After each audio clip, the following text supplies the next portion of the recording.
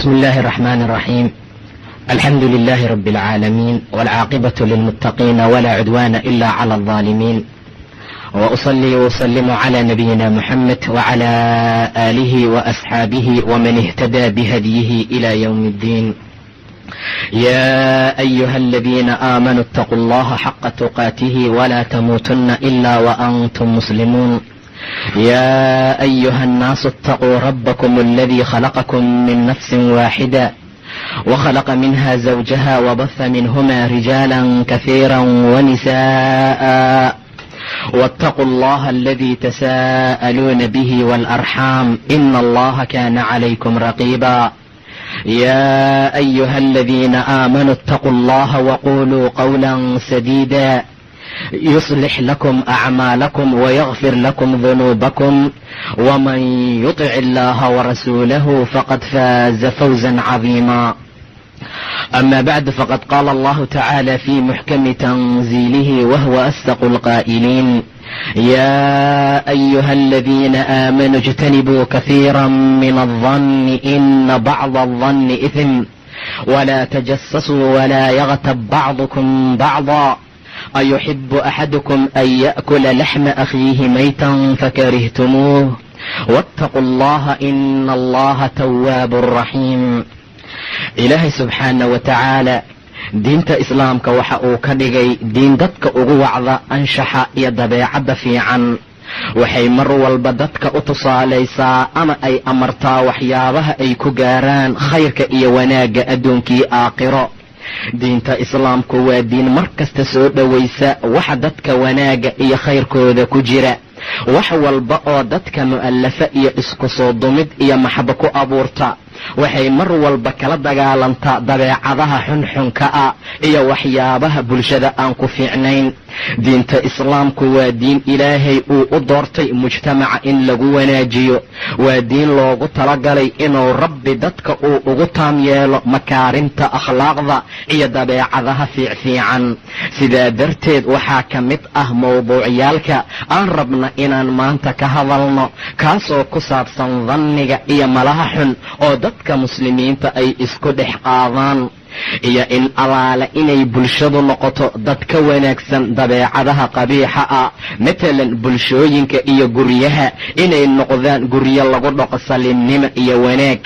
matalan naag nin qabta inaysan dibadda aadin amase waxyaabo kale aysan samaynin sida dhacda beryahan dambe, ama rabbi subxaanahu wa tacaala taasna ay tilmaamayso in diintiisa looga fogaado.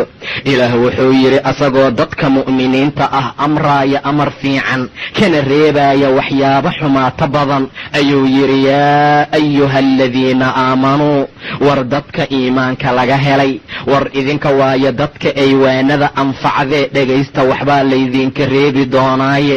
war dadka iimaanka lahow, waa idinka dadka mar walba u diyaarka ah inay fuliyaan awaamirta ilaahay. yaa ayuha aladiina aamanuu, dadka iimaanka leh hadday maqlaan dhagahay soo raariciyaan, hadday jiifeen ayay fadhiistaan, hadday fadhiyeen ayay soo istaagaan. waxay diyaar u yihiin inay fuliyaan waxa la amri doono ama ay ka tagaan waxyaabaha laga reebi doono. waayo yaa ayuha aladiina aamanuu, ama waxbaa lays amraa ama waxbaa laga reebaa. dadka iimaanka leh hadday maqlaan yaa ayuha aladiina aamanuu, farxad iyo raynrayn uma dhinna. magaca ugu fiican ee qof loogu waco ayaa loogu wacay waa iimaanka. axad qiimo badan ayaa u yeeray, waa ilaah subxaana wa tacaala. maca daalika ayay mu'miniinta mar walba waxa ay raacaan awaamirta ilaahay.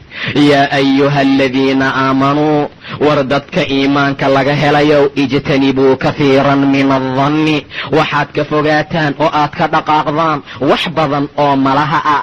waxa ayaan u maleeyaa ka taga, ayuu yidhi ilaahay. ijtanibuu kahiiran min aldanni, waayo ina bacda aldanni ithm, malaha qaarkiis waa dembi. haddii diinta alla uusan ku salaysnayn ama waxyaabaha la tilmaamay uusan ahayn, dembi ayuu noqdaa. ina bacda aldanni ithm, malaha qaarkiis waa dembi, ayuu yidhi ilaah subxaana wa tacaala.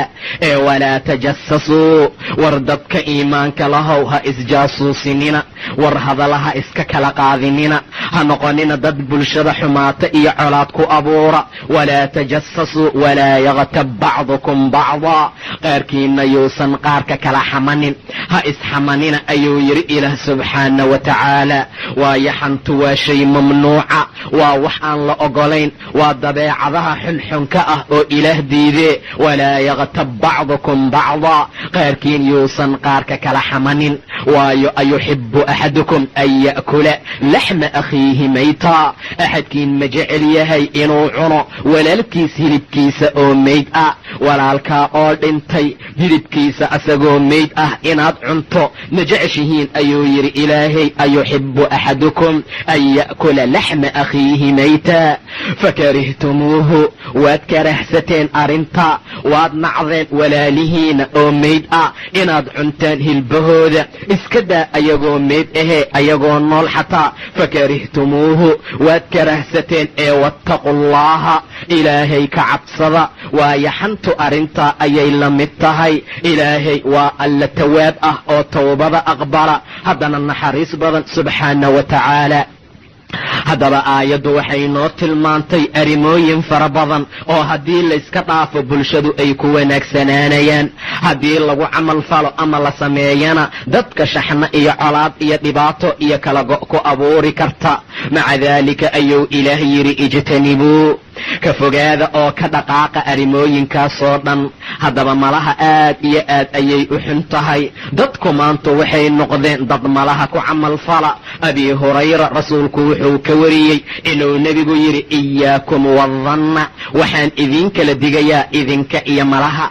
saasay ila tahay, waxaasaan u maleeyaa, hebel inuu saas yahay ayaan u maleeyaa. waa wuxuusan sixadiisa iyo sida ay tahay ogayn, weligiis waxuusan maqlin. maca daalika ayuu yidhi nebiga iyaakum wadanna, waxaan idinkala digaa oo aan mar walba rabaa inaad ka fogaataan malaha. waayo fa ina adanna akdabu alxadiid, malaha waa hadal lagu hadlo midka ugu been badan, midka ugu xun waa malaha ayuu yidhi nebiga. sidaa darteed iska ilaaliya. saasaan u maleeyaa, saasay ila tahay, waa wuxuusan sixadiisa iyo waxa ay tahay ogayn, asagoo raba inuu dadku nusqaamiyo, asagoo raba inuu dadku colaadiyo. xaaladda noocaasa waa mamnuuc, iska ilaaliya ayuu yidhi nebiga sala allahu calayhi wasalam. maca daalika dadka iimaanka leh mar walba waa inay malaha iska ilaaliyaan. waa shayga la maleeyo oo qofku uusan markaa ogayn. hadday dhacda inuu qofku qof ammaanayo ama uu raba inuu ka warbixiyo ee uu raba inuu ammaantiisa sheego, ha yidhaahda ayuu yidhi nebiga hebel saa ayay ila tahay. waa haddii xasiibadiisa iyo sida ay tahay ee xaqiiqda uu haysto, laakiin ilaahay ayaa wax xisaaba.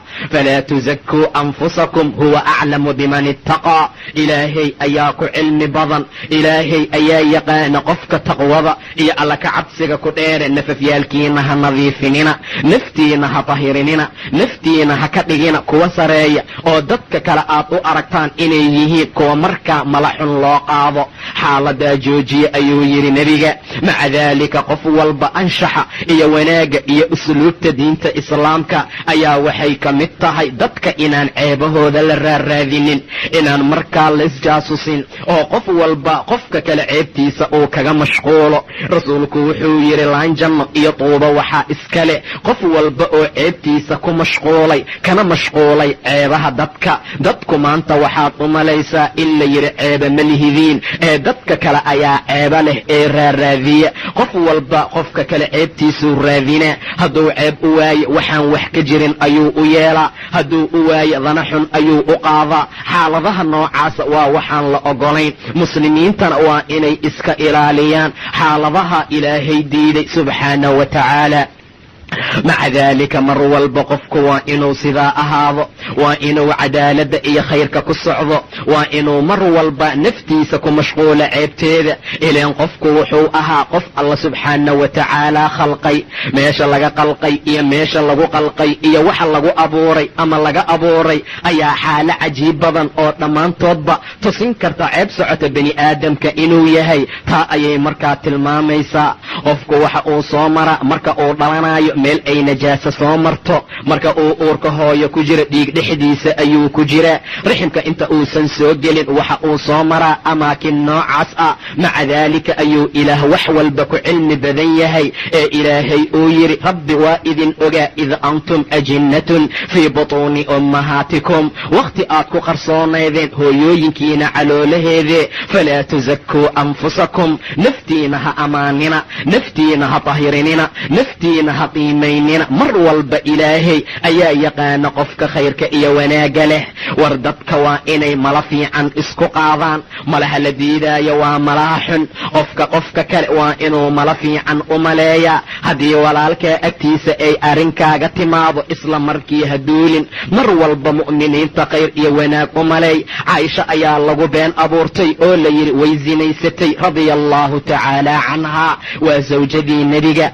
waa gabadhii cafiifada ahayd khayrka iyo wanaagga u saaxiibka ahayd waxaa loo tilmaamay ama lagu sheegay inay zaaniyad tahay dadkii xaaladiyay qaadeen waxay ogaan waayeen khayrka iyo wanaagga ay leedahay guriga qiimaha badan ay degan tahay xaaladahaasoo dhan ayaa ka qarsoomay ilaa ilaah uu yidhi subxaana wa tacaala maxay mu'miniinta ugu malayn waayeen nafafyaalkooda khayr iyo wanaag walowlaa id samictumuuhum danna almu'minuun mu'miniinta iyo mu'minaadkaba maxay nafafyaalkooda khayr iyo wanaag ugu malayn waayeen oo ay u dhihi waayeen haadaa buhtaanun cadiim arrintan waa buhtaan iyo been abuurasho weyn naftooda ayaa la yidhi waxaa loola jeedaa walaalahood haddii ceeb lagaaga soo sheega walaalka waxaan jirin hadduu kaaga yimaado arrintaasoo dhan ha rumaysanin mar walba xataa haddii ay jirto adigoo sixadeeda iyo sida ay tahay iyo xaqiiqdeeda ogaanin qofka walaalkaa ah xumaan ha u daninin danniga xun aad iyo aad ayuu u xun yahay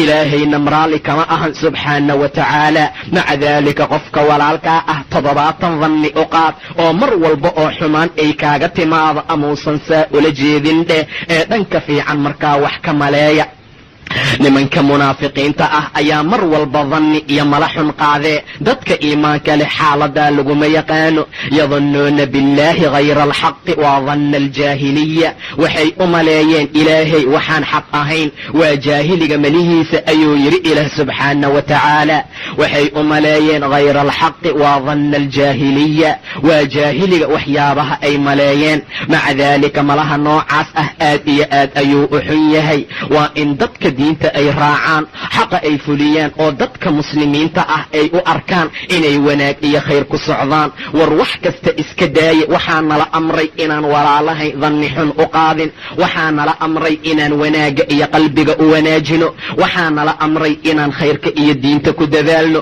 rasuulku wuxuu yidhi innakum laa tasacuuna annaasa biamwaalikum war idinka dadow dadka ma gaarsiin kartaan maalkiina xoolihiina kuma deeqi kartaan walaakin liyasacahum laakiin waxaad ku deeqdaan xaggiina ha ahaato basdiga iyo fiditaanka wejiga loo fidiyo waa basdul wajhi iyo waxusnulkhuluqi dabeecadda wanaagsan mar walba dadka maalkiina ma ku deeqdaan ma kala gaarsiin kartaan laakiin furfurnaanta wejiga bashaashnimada xaaladaha noocaas ah aad iyo aad ugu dadaala ayuu yidhi nebiga salawaatullaahi wasalaamuhu calayh haddaba dadka in la wanaajiyo khayr iyo wanaag ayaa ku sugan rasuulku wuxuu yidhi yaa ayuha annaas war dadkaanow salaanta faafiya oo wasilul arxaama qaraabada xiriiriya wa atcimu aطacaama tacaamka quudiya oo masaakiinta ku taageera wasalluu billayli habeenkii dugta waannaasu niyaam marka ay dadku hurdayaan tadkhulu ljannata bisalaam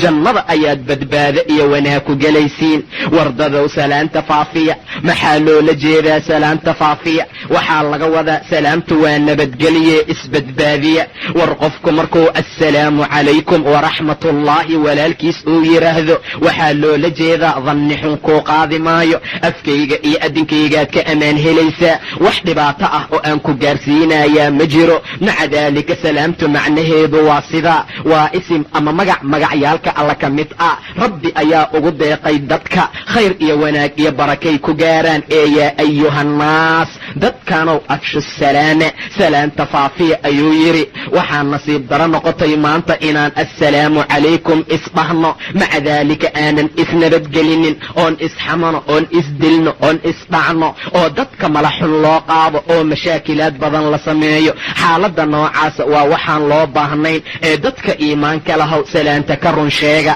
salaanta dhexdiina ku faafiya. rasuulku wuxuu yidhi jannada alla geli maysaan ilaa aad rabbi ka rumaysaan, rabbina rumayn maysaan ilaa aad iska jeclaataan. ee ma idin tusiya shay haddii aad fashaan aad isku jeclaanaysaan? afshu salaama baynakum, dhexdiina salaanta ku baahiya. war nabadgelyada dhexdiina ku faafiya. war idinka is-ammaangeliya, afka iska iraahda, xibnaha uga shaqeeya, qalbiga ha idinka ahaato ayuu yidhi nebiga. bacdamaanan rabbi rumaynayn ama aan janagelaynin ilaa inaan rabbi rumayno maahane, rabbina aan rumaynaynin ilaa inaan isjeclaano maahane, aanana isjeclaanayn ilaa inaan issalaamno maahane, ayaa korkeena waxaa waajib ku ah inaan salaanta faafino, inaan dadka dhexdooda salaanta ku baahino.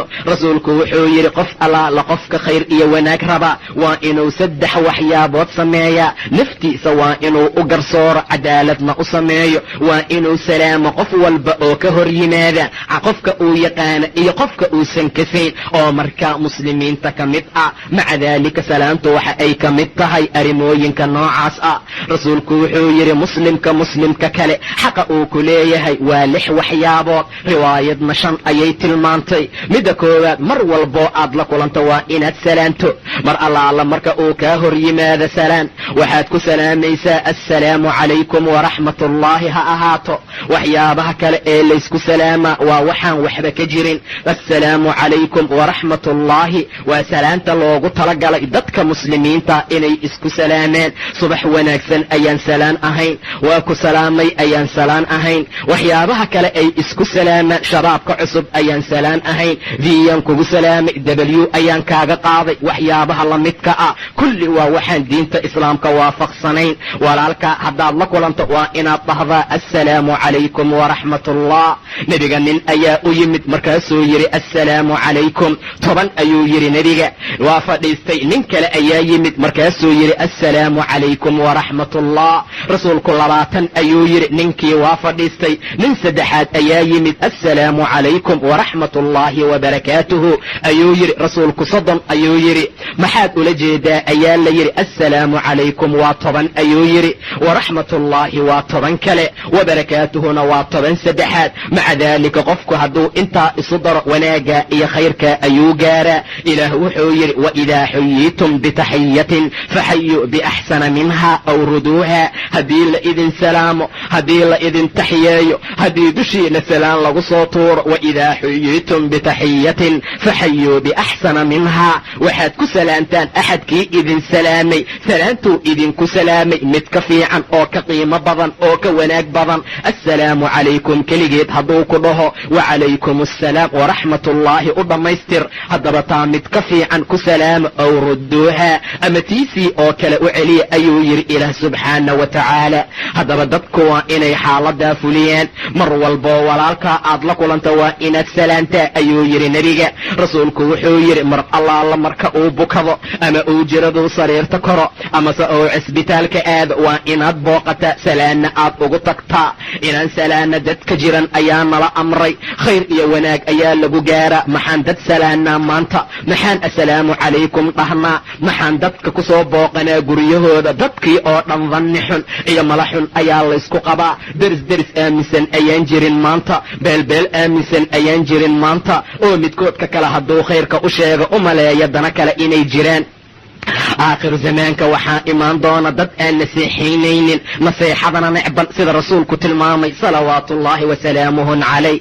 naseexada wax kale u arka. war qoom aan isku naseexaynin, dadka naseexaynaayana aan jeclayn, alla agtiisa khayr iyo wanaag ay ku leeyihiin male. walaalayaal isku naseexeeya. war dad is-aaminsan oo walaalo ah noqda. war dad qalbigooda khayrka iyo wanaaga ugu jiraa noqda. qof walba kan kala danni xun yuusan u qaadin, qof walba kan kala danni wanaagsan ha u qaado. xaaladaasaa wanaag iyo khayr lagu gaaraa. darisyaalkiiyaan is-aaminsanayn. nimankii iyo naagihii isku dhaxay ee xaasaska isku ahaa ayaan is-aaminsanayn. maanta ilmihii iyo waalidkii ayaa kala ammaan baxay oo kala ammaan beelay. xaaladaasoo dhan waxay keliftay ama sabab u ah diinta ilaahay oo laga durqay. walaalayaal, diinta alla u soo noqda. war ayadaa dhibka iyo rafaadka looga baxaa. ayadaa dadka walaalay soo midaysa. ayadaa dadka ka korisa dhibaatada iyo kurbada. war aws iyo khasraj 80 sanay dagaalamayeen. waxay ku socdeen dagaal aad iyo aad u ba'an. dagaalkay isgaarsiiyeen dagaal aan la soo koodi karin taariikhda ayuu ahaa. ilaa nebiga ay aamineen salawaatullaahi wasalaamuhu calayh. ilaa ay qalbiga gashteen inay axaadiista ku dhaqmaan, inay aayadaha alla ka run sheegaan, inay xaqa iyo diinta ku socdaan. ilaa ay dhex martay maxabba iyo jacayl. wanaagga dhex maray aan weligood la arkin. ilaa alla uu yidhi wactasimuu bixabliillaahi jamiican walaa tafaraquu. war qabsada xariga ilaahay dhammaantiin iyo idinkoo wada jira. tafaraaruqa kana ka taga, ha kala tegtegina ayuu yidhi ilaah subxaana wa tacaala. wactasimuu bixabliillaahi jamiican walaa tafaraquu. wadkuruu nicmat allaahi calaykum. war waxaad xusuusataan nimcada alle oo korkiina ahaatay. nimco ilaahay ayaa rabbi idinku manaystee. nimcada noocaasa xasuusta. nimcadaasa hilmaamina. nimcadaas ku shukriya. nimcadaa mar walba ogaada. nimcadaa ka tarjuma oo ka run sheega. wadkuruu nicmat allaahi calaykum. waa goormee id kuntum acdaa'an faallafa bayna quluubikum. wakhti aad ahaydeen kuwa cadowyaala ah, iska hor yimaada oo dagaal xarbiya oo ahliya dhex mara. kuwa iska hor yimaada ayaad ahaydeen. id kuntum acdaa'an faallafa bayna quluubikum. ilaahay ayaa qalbiyaalkiina isku soo dumay. faasbaxtum binicmatihi ikhwaana. ilaahay nimcadiisaad walaala ku noqoteen. nimcadaa doolare la siiyey ma aha. nimcadaa baabuure loo qaybiyey ma aha. nimcadaa ballanqaad kale oo loo ballanqaaday in kursi loo dhiibo madax laga dhigaa ma aha. nimcadaa ay alla xaggiisa uga timid ay ku walaaloobeen waa diinta alle subxaana wa tacaala. waa qur'aanka munasalka ah ee rabbi kalaamkiisa ah. waa nebiga laf ahaantiisa salawaatullaahi wasalaamuhu calayh. faasbaxtum binicmatihi ikhwaanan. nimcadiisa ayaad walaala ku noqoteen. markii horena fiiri, wa kuntum calaa shafaa xufratin min annaar. god qarkiisa oo naara ayaad taagnaydeen. waa isdagaalayseen oo waa isbaabi'inayseen. waxaad iska dhigayseen dad markaa isdhibaateeya. maca daalika god qarkiisa oo naara ayuu ilaah ku tilmaamay. dagaalka lagu magacaabo dagaalka xarbiga ee ahliga ah. sidaa darteed ayuu ilaah yidhi waxaad ahaydeen calaa shafaa xufratin min annaar. god kiisa oo naar ah. faanqadakum. allah idinka soo koriyey xaggeeda. ilaahayaa idinka samata bixiyey. waxsaa loogu manaysanaayo waa aws iyo khasraj ee dadka iimaanka leh ee raba rabbigood inay khayrkiisa helaan. jannada iyo nimcada la siiyo waa inay ku sifoobaan sifaadkaa alla tilmaamaayo subxaana wa tacaala. dadku hadday xaaladaa sameeyaan, khayrkaa iyo wanaaggaa ay ku dadaalaan, diinta alle ay raacaan, waxay noqonayaan kuwa walaala ah. maca daalika muslimka kale waa inuusan dhanni iyo mala xun u qaadin. khayrka iyo wanaagana uu kula dadaalo. mar walba uu la kulmo waa inuu salaanta islaamiga ku salaamaa. waa inuu dhahaa assalaamu calaykum waraxmatullah. walaalow afkayga ayaa salaam iyo nabadgelye kaaga timid. indhahayga saasoo kale, gacmahayga, lugahayga, qalbigayga oo dhan waxaa kaaga timid oo kaaga soo baxday salaam iyo badbaado iyo nabadgelyo. inuu qofku sidaa dhaho. midda labaad waa inuu soo booqdo mar allaala marka uu bukado ayuu yidhi nebiga salawaatullaahi wasalaamuhu calayh. rasuulku wuxuu yidhi oo kale haddii uu dhinto waa inuu sagootiyaa. walaaltinimada qiimaha ay leedahay fiiri. xataa xaaladda geerida iyo marka dhimashadu ay timid ayaysan haafil kala noqonin. waa walaalo dhab ah oo maxabba iyo kalsooni ay ka dhaxayso. alla diintiisay ku walaaloobeen. ilaa qabriga uu ka galo ayuu sagootinaa. waa sii raaca. waa inaad sagootisaan oo aad tashyiicisaan ayuu yidhi nebiga janaasadiisa. oo mar allaala marka uu dhintana waa inaad sagootidaa ood raacda. mu'miniinta qabri unka ayaa kala geeya maahane meel kale ay ku kala baxaan ma jiro. waa sagootiye markuu ka quustay ee qabriga ciidda lagu shubay ayuu ka soo noqday. weliba taasoo keligeed kuma dhaafina, duco ayuu raacsiinaa. mar walba ayuu u ducaynaa. ee fiiri, waaladiina jaa'uu min bacdihim yaquuluuna rabbana اغfir lana waliikhwaanina aladiina sabaquuna biliimaan walaa tajcal fii quluubina ghilan liladiina aamanuu rabbana inaka ra'uufu raxiim. xataa markay qabriyaalka galeen oo ay dhinteen mu'miniinta cajaa'ibta ay leeyihiin iyo diinta sida ay asluubta iyo akhlaaqda wanaagsan u bartay, anshaxa fiican ay u bartay, waxaad ka fahmaysaa ayagoo ciidda lagu guray oo qabriga la geliyey ayayse kaafil ka noqonin oo mar walba haddana waxay garaadkooda iyo caqligooda uu siiyey inay hilmaamin, ay haddana u duceeyaan waaladiina jaa'uu min bacdihim.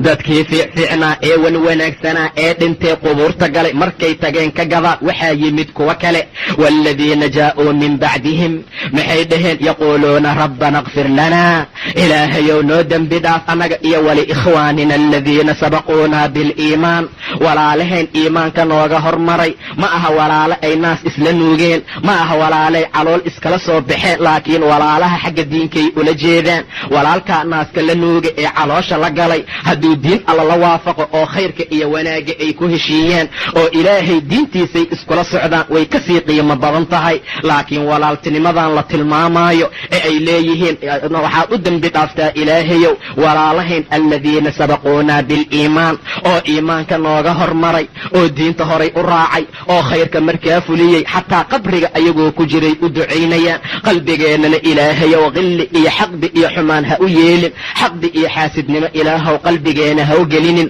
danni iyo mala xun oo la daniyo ilaahow qalbigeena ha u gelinin. walaa tajcal fii quluubina gilla liladiina aamanuu rabbanaa inaka ra'uufun raxiim. sidaasay dhahayaan dadka mu'miniinta ah, saasaa lagu yaqaanaa. qubuurta markay u socdaan ayay sii sagootiyeen, mar alla marka ay jiradeen ayay cisbitaalka iyo guryaha ku soo booqdeen, markay ka hor yimaadeen ayay salaameen. intaasoo dhan walaaltinimada iyo khayrka iyo wanaaggaa laga helaa. marka waa inaan xaaladaa aad ugu dadaalnaa. war diinteenna waa diin wax loo dhiga aan jirin, ayadoo kale aan adduunka lagu arkin sida ay u qiimo iyo wanaag badan tahay. waxaa la ii soo bixiyey inaan taam yeelo oon dhammaystiro makaarimta akhlaaqda ayuu yidhi ayaa la dhahay nebiga, aw kamaa qaal. xaaladahaasoo dhan waxay tilmaamayaan in nebigeenna loo soo diray inuu kaamil yeelo ee uu dhammaystiro makaarimta iyo akhlaaqyaalka kuwa markaa ugu fiicfiican. diintu waxay la mid tahay iyo islaamnimadan sida masalka laga bixiyey guri la dhisay oo la qurxiyey oo la qiimeeyey oo la rinjiyeeyey, albaabaha iyo dariishadaha kulli loo sameeyey, laakiin waxaa laga tegey hal meel oo meel macbulkeeti la saaro oo kale ah.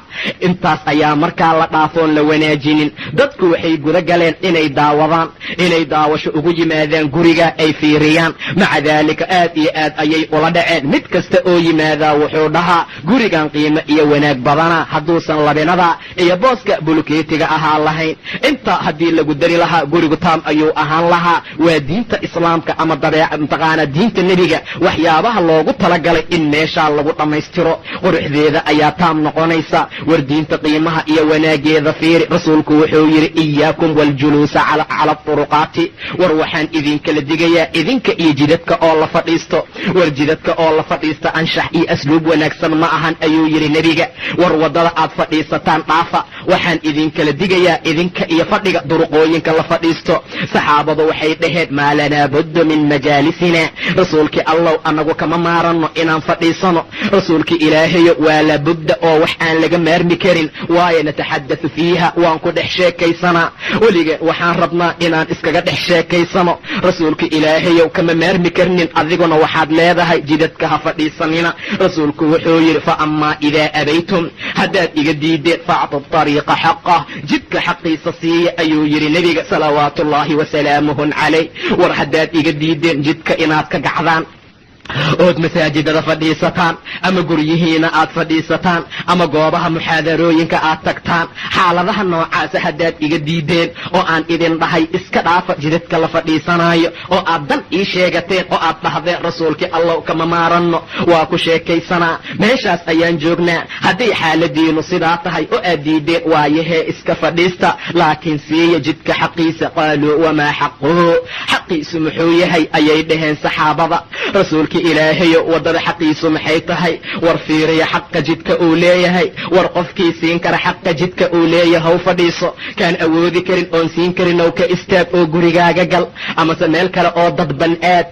jidka ma fadhiisan karo ilaa qof xaqiisa siinaayo maahane. war xaqiisa maanta waxaan ka dhignay gabdhaha soo mara oo la tuuriyeeyo oo la caayo, waxaan ka dhignay dadka oo la aflagaadeeyo, waxaan ka dhignay qashinka iyo biyaha oo lagu daadiyo. rasuulka fiiriya markii la yidhi wamaa xaquhu minhu qaala qadu lbasari waa aragga oo la laabo ayuu yidhi salawaatu ullaahi wasalaamuhu calayh.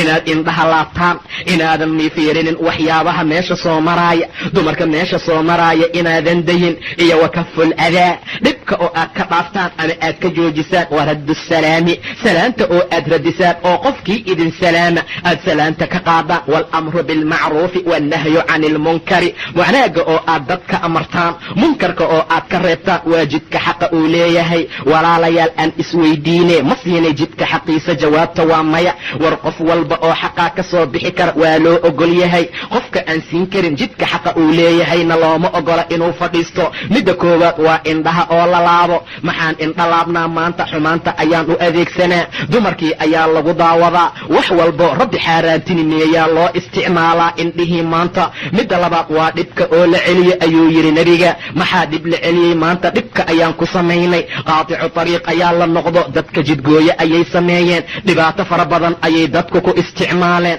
gabdhihii ayaan jidka ka mari karin, wax wanaagsan ayaan jidka lagu samayn karin. wakaful adaa dhibka oo laga celiye ayuu yidhi nebiga. midda saddexaadna waa salaamta oo la radiyo. war qofkii assalaamu calaykum ku yidhaahda oo aad salaanta ka qaado, inaad salaanta ka radiso, inaad salaanta ka guddoonto, xaaladaha jidka xaqiisay ka mid tahay. yuu yaqaanaa ayaa taalla maanta. mar allaala markana la soo agmaro anagoo fadhina, nin meesha soo mara assalaamu calaykum ouna yidhaahdo anagaa isfiirfiirinayna. maku yaqaanaa? maya. adigana maya. naga daa derbi salaankee. xaaladda noocaasay taala. waraddu salaami salaanta oo la qaato ayuu yidhi nebiga, ama la radiyo. macruufka oo lays amro. macruuf isma amarnay maanta, munkarkaan is amarnaa. jidka markaan fadhino xumaantaan is la ogole. rabbi agtiisana khayr iyo wanaag aan looga gaaraynin. qofkii raba inuu qof kala danni u qaado, danniga uu u qaadayo danni wanaagsan ha ahaado. xaaladda noocaasa ayaa fiicnaan iyo wanaag badan. danniga kale ilaahay agtiisa khayr iyo wanaag oo looga gaarayaa ma jiro. wallaahi haddaan danni fiican isku qaadno, midkaan hadduu hadlo ka kalena danni fiican uu u qaado, walaalkay waxaa ulama jeedin ee si fiican ayuu ula jeeday haddii la dhaho waa la liibaanaa. hadalkiioo toosana maanta laysku qalooc. dad ayaadan xaq u sheegi karin, ummad ayaadan u naseexayn karin, dad ayaadan diinta alla gaarsiin karin. haddaad qaala allaahu dhahda wax kale lagaa sheegaa, haddaad rasuulka allaa yidhi aad ku dartaa lagu caynaa. iska daa dadka waxyaabahooda iyo shakhsiyadooda haddaad wax ka sheegto ama aad rabto inaad markaa wax ka tusaalayso. qaala allah ayaa lagu faka la'yahay, rasuulkaasaa yidhi ayaa lagu badbaadi la'yahay oo mala xun laysku qaadaa. war walaalayaal malahayaan la xumaynin, dadkana ha iswanaajiyaano. khayrka iyo wanaag aan isku malayno waa waxaan adduun iyo khayr iyo aakhirada khayr iyo wanaag aan ku gaarayno. waxaa ka mid ah aadaabaha wan wanaagsan ee diintu ay noo jeexday oona loogugu talagalay inaan ku dhaqanno guryaha, inaan isku ixtiraamno. war dad fara badan ayaa jira oo aad iyo aad u xadgudba maanta. war dumarku waa fidno aad iyo aad u adag, tii la qaba iyo taan la qabin labadaba. intaa darteed ayuu ilaah yidhi waqarna fii buyuutikunna, war guryihiina ku nagaada oo bannaanka ha usoo tabarujinna, ha usoo bannaan bixina sida ay jaahiliga u tabarujaan ama ay u soo bannaan baxaan oo kale. war dumarka qabta oo wanaaga iyo diinta tusaaleeya. war cafiifnimada iyo wanaaga ha ku soo noqdaane xijaabka iyo jilbaabka u geliya. war xishoodka iyo wanaaga amra. war fiiriya diinta heer waxay gaartay ilaah marka uu ka hadlaayey uu yidhi waidaa sa'altumuuhunna mataacan fas'aluuhunna min waraa'i xijaab. haddaad su'aalanaysaan dumarka, haddaad mataac iyo waxyaabo kala weydiisanaysaan, waa mataaci fiiri. xumaan ulama socdo, inuu dhibaato gaarsiiyo ma rabo, inuu reerkeeda ka dumiyaa ma rabo. waxa uu weydiisanayaa waa mataace. fas'aluuhunna min waraa'i xijaab. xijaabka gadaashiisa ka su'aasha ayuu yidhi ilaah subxaana wa tacaala. dumarkii nebigee qiimaha iyo wanaaga badnaa ayaa sidaa la yidhi. war ka warrama kuwa kale ee ka soo haray ee maanta jooga, ayadoo fitantu badatay, ayadoo dhibaatadu ay badatay, ayadoo mashaakilka iyo xumaantu ay aad iyo aad u siyaaday. war dumarka maanta u ilaahiina ka cabsada, khayrka iyo wanaagana aad iyo aad ugu dadaala. rasuulka salawaatullaahi wasalaamuhu calayh cuqba ibni caamir waxa uu ka wariyey inuu rasuulku yidhi iyaakum waadukhuula cala annisaa'i, waxaan idinkala digayaa idinka iyo dumarka oo loo galo, oo galgalka dumarkaan idinkala digayaa ayuu yidhi rasuulka. rajul ayaa yidhi oo ansaarta ka mida afara'ayta alxamwa, dumaashiga ka waran rasuulka ilaahayow, naagta ninkeeda wiilka la dhashay ka waran ayuu yidhi. ninkaa su-aasha weydiiyey nebiga afara'ayta alxamwa. rasuulku wuxuu yidhi alxamwu almowtu, waa meyd ayuu yidhi nebiga. wuxuu ula jeedaa fitanta iyo shidada ugu daran waa asaga. fitnada ugu weyn meeshay ka timaadaa asaga ah, iska daa midka khaarijka ah ee bannaankee asagaa ugu daran ayuu yidhi nebiga.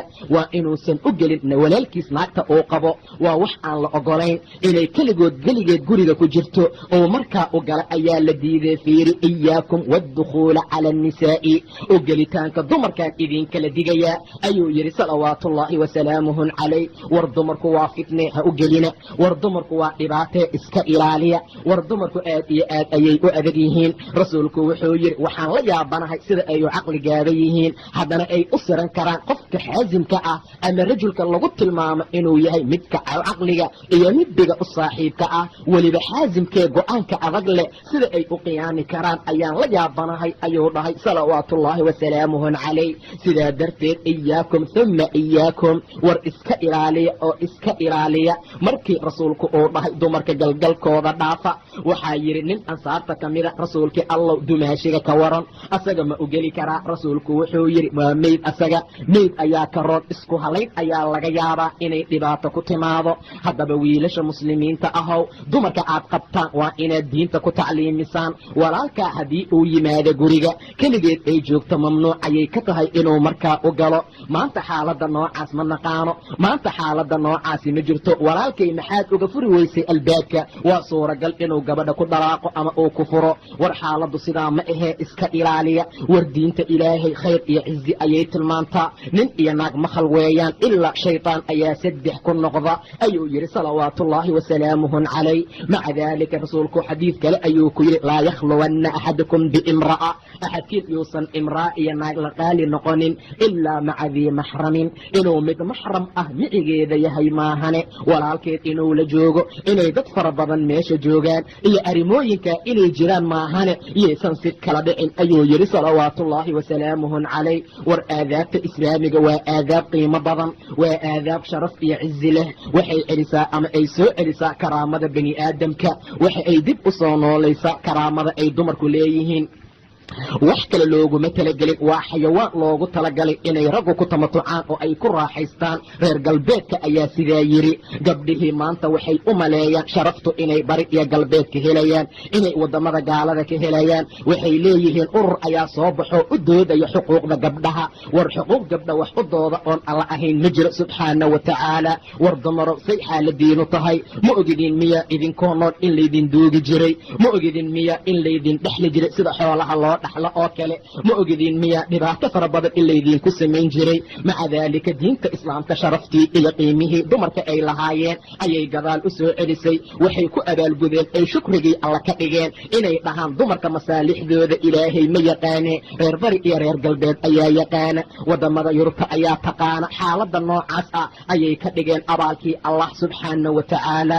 meeshii cizadoodii loo soo celiyey, karaamadoodii loo soo celiyey, maanta dibudhac ayaa nala ku sameeyey dhaheen. xaqeenaa la duubsaday. war xaqiina ma aha inaad kursi fadhiisataan, ma aha inaad madax noqotaan, ma aha ururada habeenkii inaad hogaamisaan, balse waa inaad diinta alla barataan, guryihiina aad ku sugnaataan, khayrka iyo wanaagga aad ku dadaashaan, ragga idinqaba aad ixtiraamtaan oo aad u adeegtaan, oo wixii rabbi idinka amray aad ula samaysaan. war xaaladda noocaasa waa qiimaha aad leedihiin, war sharafta aad leedihiin ayaa saas ah. sharaftii maanta waxay u arkeen baris iyo london inay ka tuntaan. waxay u maleeyaan ilbaxnimada ay leeyihiin waana la ka duugay, inay diyaaradaha raacaan ayagoo surwaalo wata, ayagoo timaha u jaran yihiin, ay hoteelada reer galbeed ka jiiftaan, khamrada iyo waxyaabaha kale ay ku cadaan. taasay u arkeen ilbaxnimada ay ayagu sheeganayaan. war ilbaxnimadiinu waa xijaabka. war reer magaalnimada iyo qiimaha aad leedihiin waa jalaabiibta, waa guryaha aad ku sugnaataan. war cafiifnimo waaye, war waa ku dhowrsanaanaysiin, qiimo iyo wanaagna waa ku gaaraysiin.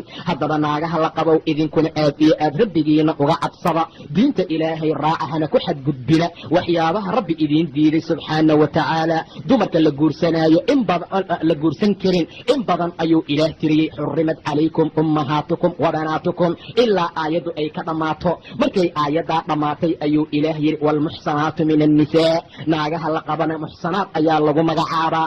naagaha muxsanaadka ah ee dhowrsan, maxay ku dhowrsanaadeen? guur ayay ku dhowrsanaadeen. fiiri, dumarku waxay ku wanaagsanaan karaan waa inay guur ku jiraan. herig soomaalidu gaarta ay yidhaahdaan ayay gaareen ayagoo tilmaamaya xaaladda dumarku ay ku sugan yihiin waa inay gacan rag ku jirtaa ama waa inay god ku jirtaa maca daalika gabadhu waxay tahay gabar dhowrsan oo qiimo iyo wanaag leh dhowr xaaladood marka laga helo waxaa ka mida marka ay zawjad tahay la qabo marka uu nin mehersado muxsanaad ayuu ku magacaabay ilaah ee fiiri waalmuxsanaatu min annisaa naagaha la qaba laydinka xaaraantinimeeyey warragow dadaala oo ilaahiina ka cabsada naagaha la qabo ee laga maqan yahay khaasatan aad iyo aad ha loo ixtiraamo rasuulku wuxuu yidhi iyaakum waddukhuul waxaan idinkala digayaa idinka iyo ugalgal ka badan oo aad u galgelaysa naagaha muqiibaadka ah ee laga maqan yahay war dumarka raggoodu maqan yahay ugalgalkooda badan joojiya ilaa inaad 3 iyo 4 iyo 5 tihiin maahane waa hadday dan keento waa haddii ay suuragal noqoto in la saacido in wax loo taro in la samtaqaana la gacan qabto keligaa ha u tegina idinkoo kooxa ah taga ayuu yidhi sidaa ayay diinta iyo wanaagga iyo khayrku ay qabtaa laakiin aad iyo aad ayay foolxumo u tahay naagihii la qabay maanta oo damcaaya niman kale aad iyo aad ayay foolxumo u tahay naagihii la qabay oo la fidnaynaayo oo ragga gobol ka mida ay fidnaynayaan xaaladda noocaas waa waxaan loo baahnayn war dadka iimaanka lahow xaaladda noocaas iska ilaaliya rasuulku wuxuu ka wariyey ninka la yidhaahda burayda xurmatu nisaa'i almujaahidiin nimanka mujaahidiinta ah ee dagaalka aaday xurmada ay dumarkoodu ku leeyihiin cala alqaacidiin kuwa haray ee magaalada jooga waa isku mid waa rag walba oo baxa naagaha ay ka tagaan xurmada ay dadka jooga ku leeyihiin waa ka xurmatu ummahaatihim xurmada ay hooyooyinkoodu ku leeyihiin ayay la mid tahay ayuu yidhi salawaatullaahi wasalaamuhu calayh hooyadaa oo kale u ixtiraam hooyadaa oo kale u wanaaji hooyadaa kale oo kale u qadari waayo xurmada dadka baxay iyo dadka fadhiya xurmada ay dumarkoodu ku leeyihiin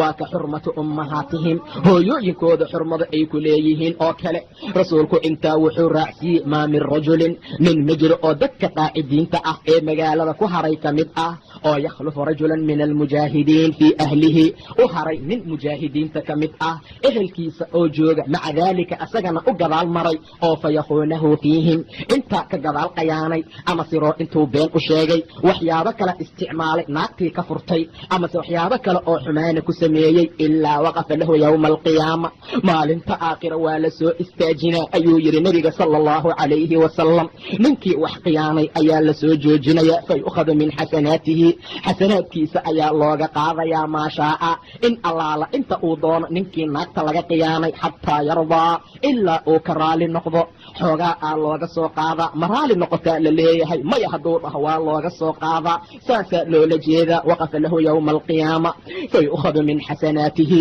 xasanaadkiisa laga qaadaa maa shaa'a inta uu doono xataa yardaa burayda wuxuu yidhi uma iltafata ilaynaa rasuula allah intaa ka gada rasuulka allaana soo fiiriyey faqaala maa dannukum maxaad u malaynaysiin ayuu yidhi madax buu ka tegi doonaa ninka waxay la mid tahay nin dahab loo daadiyey oo kale oo la yidhi walaalo inta ku anfacaysa ka qaado wax muu ka tegaa qofka noocaasa waa maya weliba waa maalinta qiyaamo waa maalinta xasanaadka dahabka iyo doolaraadka uu ka qiimo badan yahay maalintaas hal xasanaad ayaa lagu xisaabtamaa maalintaas 2 rakacadood ayaa lagu xisaabtamaa maalin hebla inta aan maqaayada fadhiyey maalin hebla inta aan qayilaayey 2 rakacadood haddaan dukan lahaa khayr iyo wanaagay ii ahaa lahayd waa maalin la dhahaayo maca daalika xasanaadka maalintaa aad iyo aad ayuu dadku ciriiri u yahay ilaah wuxuu tilmaamay dadka dhaalimiinta ah diinta alla diiday xaqa raaci waayey oo diinta ku socon waayey haddii la siiyo arlada mugeed oo dahab ah cadaabkay isaga furan lahaayeen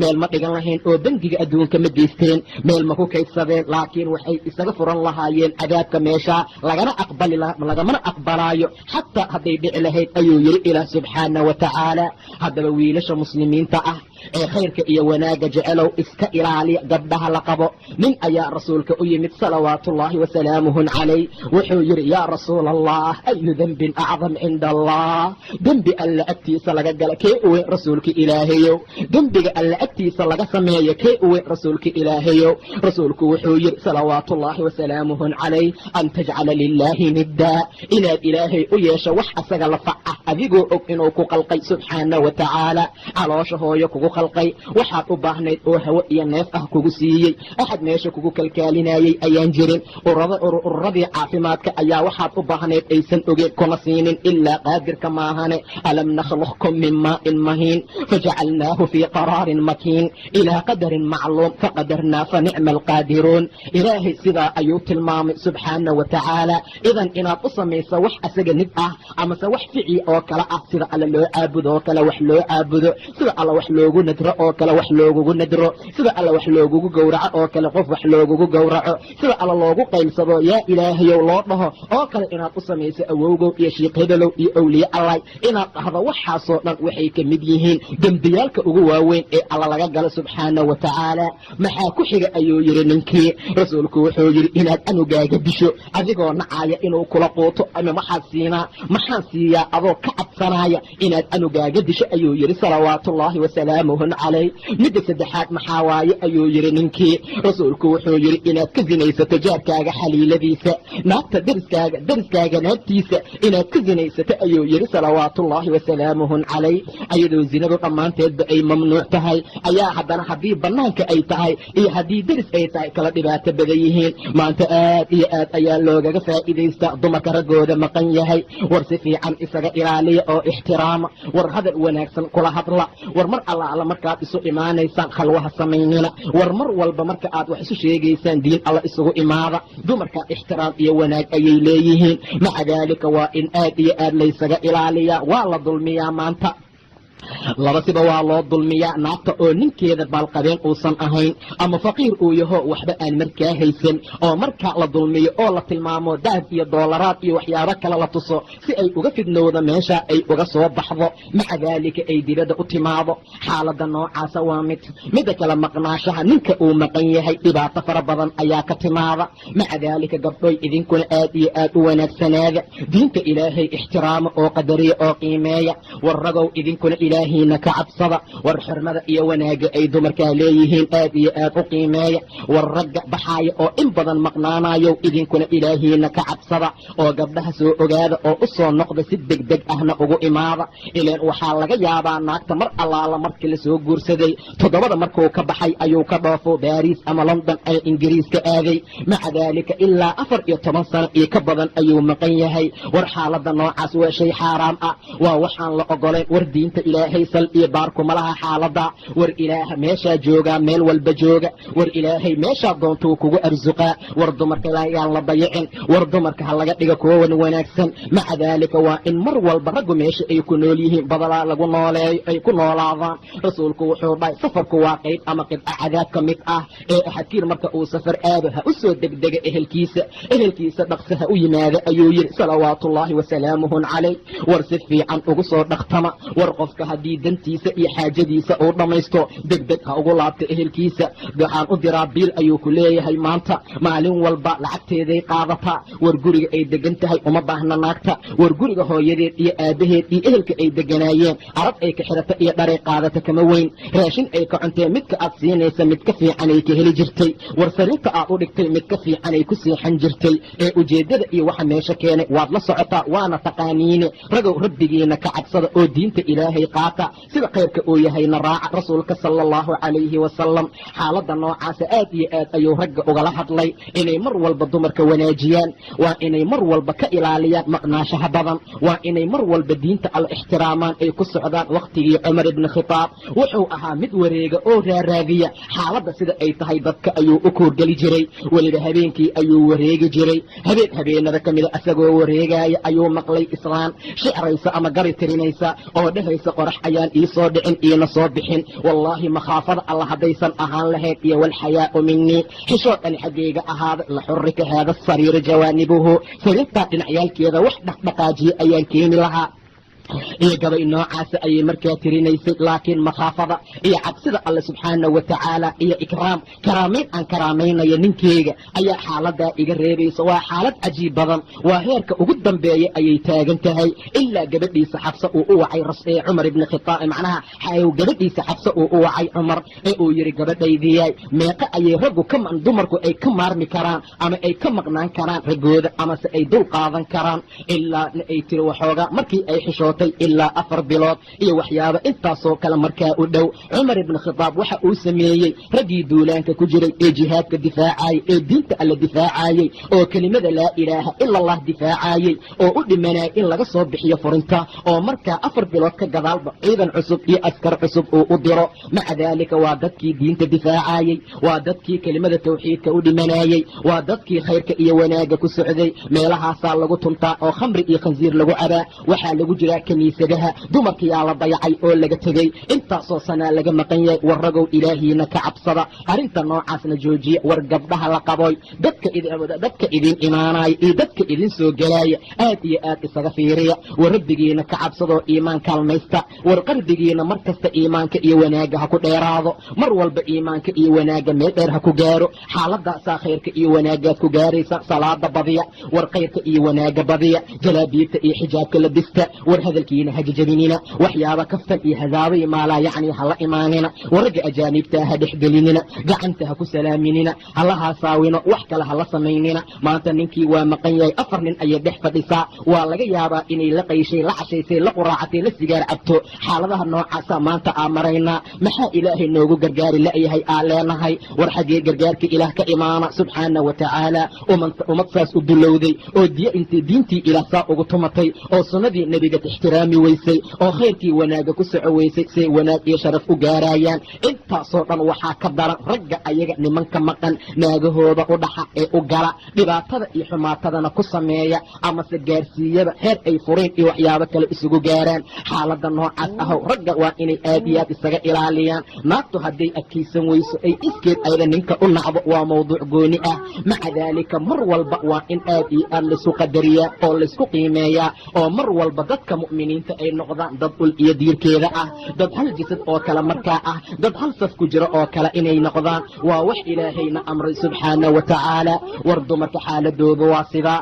naagaha la qabo qiimo iyo wanaag ayay duseenan ku mudan yihiin. muxsanaad ayuu ilaah ku magacaabay subxaana wa tacaala. waa dad dhowrsan oo ilaalsan. war xarigoodaan xarag la kor saari karin. war waxa ay ku jiraan ayaan wax kale lagu samayn karin. war ragga ay qabaan ayaan fitno iyo dhibaato laga gaarsiin karin. war waxyaabaha ay ku jiraan ayaa mar walba la rabaa hadday dhib yimaadaan in la wanaajiyo, in la islaaxiyo, in khayr lagu dhiso. maanta sidii wax loo dumin lahaa, aqalo loo dumin lahaa, naagaha looga fidnayn lahaa aa been loo sheegaa, aa qarash lagu bixinaa oo siyaasad kasta loo samaynaa. diinta islaamku waxay ogoleen 2 qofood oo dagaalamay haddii la heshiisiinayo been ayaa laydiin baneeyey, ku been sheega ayuu yidhi salawaatullaahi wasalaamuhu calayh. nin iyo naagtiisa haddii shiqaaq iyo khilaaf dhex yimaado oo ay dhaqmi waayaan oo xaaladu meel khatara ay gaarto, guriga in ninka uu been ku samayn karo, naagtu ay ninkeeda been ku islaaxin karto rasuulku baneeyey salawaatullaahi wasalaamuhu calayh. sidaa darteed fiiriya ka warrama sidee aqla loo wanaajiyaa, sidee niman iyo naag ay u dhaqmi karaan. waayo waxa been loo sheegaayo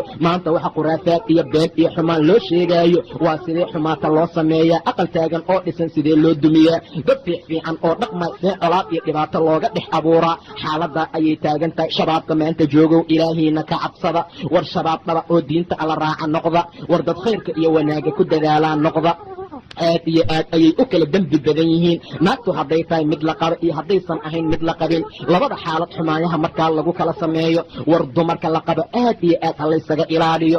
war dumarka la qabo aad iyo aad ha loogaga fogaado, khaasatan marka ay nimankoodu maqan yihiin. mar allaala marka nimankooda maqnaashahooda uu sii daahana aad iyo aad ha loo sii wanaajiyo. ha lase noqdo dad diinta ilaahay ilaaliya oo khayrkaa iyo waxa uu rabbina tilmaamay sheega. waxyaabaha dhibaatada kelifa maxaa ka mid ah?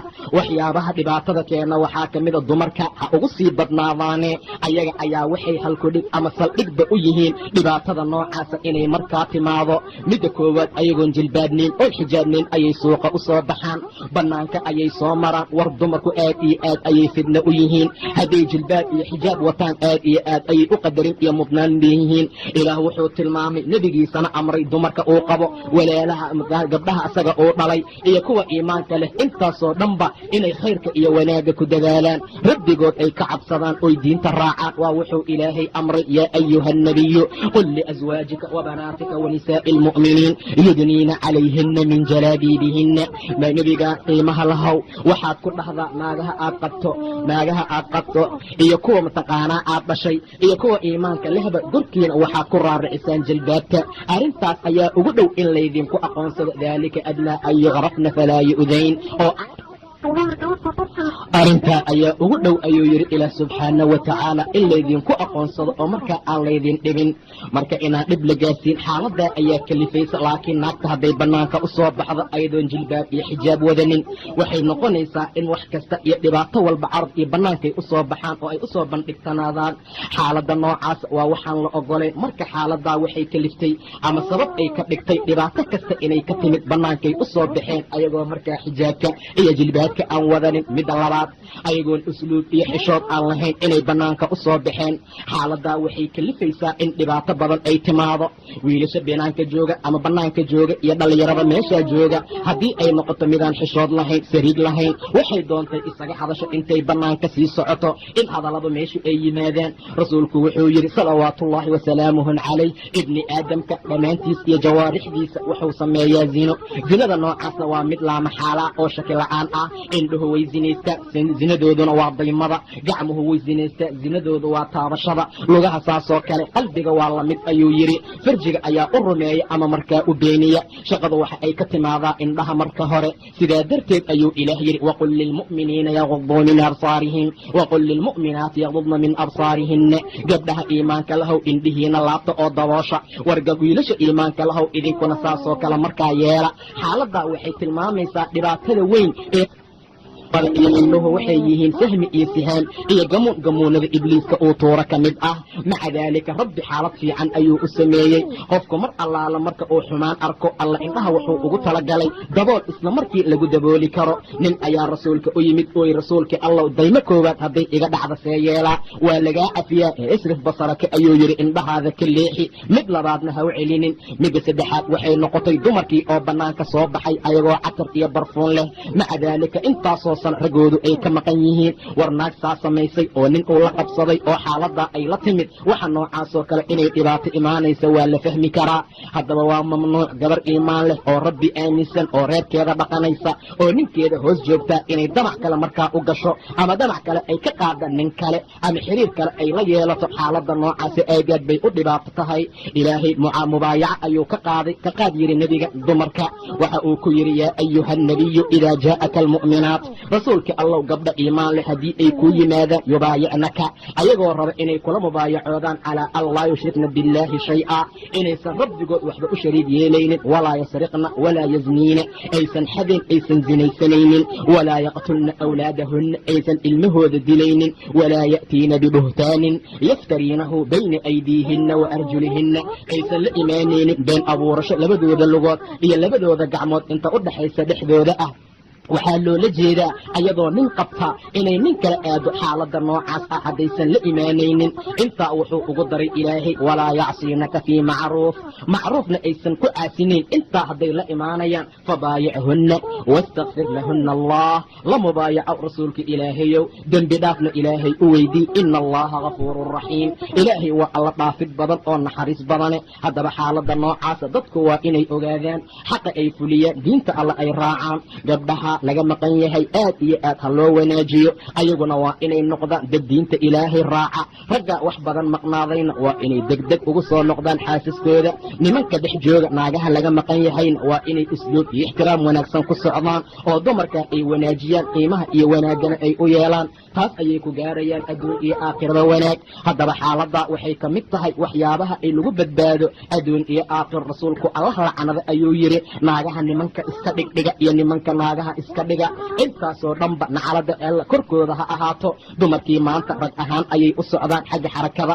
xagga labiska iyo arrimooyinka lamidka ah raggiina saasay yeeleen silsilada ayaa gobol gashtay qaara fadaatiyaala dahaba u xiran qaara xagga xarakada iyo kulli sameeyey intaana waxay ka mid yihiin waxyaabaha dhibaatada keena haddaba labada mawduuc ee aan ugu talagalnay in dadku ay iska ilaaliyaan dhanniga iyo malaha xun dumarka la qabana inay aad iyo aad u ixtiraamoowaan oo ay isluub wanaagsan ku dhaqmaan ragga dhex joogana ay wanaag fiican kula mucaamaloodaan waxay ka mid yihiin waxyaabaha anshaxa iyo asluubta wanaagsan ee diinta islaamkana amartay markaa ah marka dhammaanteen waxaan naloogu talagalay inaan arrintaa fulino ilaahayna waxaan ka baryaynaa inuu xaqana waafajiyo nagana dhiga dad diinta ilaahay raaca oo ku dhaqma oo ku camalfala dembiyaalkii ay galeenna ilaahay ka cafiyo subxaana wa tacaala ilan bani aadam dhammaantii waa gafaya inta gaftana waxaa u khayr iyo wanaag badan inta ka soo laabata ee markaa ka soo noqota marka aad iyo aad aan u dadaalna dhammaanteen aana noqona dad diinta ilaahay ku dhaqma si ilaahay agtiisa aan khayr iyo wanaag uga gaarno inta ka horaysana wabilaahi tawfiiq wallahu subxaanahu watacaala aclam